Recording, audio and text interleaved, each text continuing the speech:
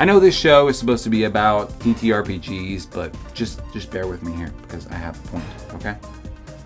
Do you guys remember when Call of Duty was first really entering its prime around 2010 with releases like Black Ops and Modern Warfare 2? What happened the next 10 years?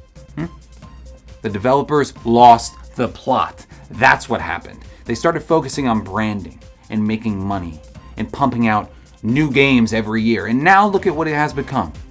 It has become the fast food of gaming, which isn't inherently a bad thing, right? Fast food has its place. People need a place to go when they're running low on cash or when they're high or heartbroken, right? But sadly, I'm wondering if Wizards of the Coast has turned D&D into the Call of Duty of TTRPGs. D&D will always have its place in my heart and yours, and it will probably never disappear from the TTRPG space. However, true innovation and creativity has found a home elsewhere in multiple different products. To start off, I think the Shadowdark RPG is really finding its niche and capturing its corner of the market, exemplified by winning 3 of the 2024 Three Castles Awards, as well as 3 Golden Ennies, winning for Best Product of the Year, Best Game, Best Rules, and Best Layout and Design. This is no small feat, and this game is nothing but ambitious as it seeks to capture audiences who reminisce on the hardcore dungeon crawls of old and the undying fear of the dark. On top of that, the rules and character creation and progression are so streamlined that it would only take you about 15 minutes to create a character and get playing. Shadowdark is showing some serious potential.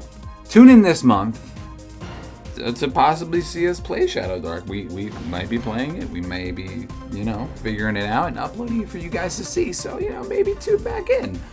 But that's not the only game. Dagger Heart is another new product that has taken a good chunk of D&D's audience. Created by Matthew Mercer and Darrenting Press, this game was sure to release with some hype, right? And I think they delivered with the beta that rolled out earlier this year. The first version of the beta released in an already fun state, right? But the real highlight was the continued updates and tweaks that rolled out in the subsequent weeks after launch. They really seemed to listen to the feedback from the audience, which is a nice change of pace. If you want to see how the game works, feel free to check out our 3-part campaign we played using the Dagger Heart system. And the last TTRPG to kind of steal some of D&D's hype is the recently announced Cosmere RPG. The Cosmere RPG is a TTRPG based on the beloved books by Brandon Sanderson, and will continue to be supported with new content as long as Sanderson keeps publishing books. We don't have too much information on how the game will function yet, with the release being exactly a year away in September, but we know that people are hyped. The Kickstarter raised $14 million with 50,000 backers to become the #1 crowdfunded game ever! That should scare Wizards of the Coast. All of these new TTRPGs should scare Wizards of the Coast.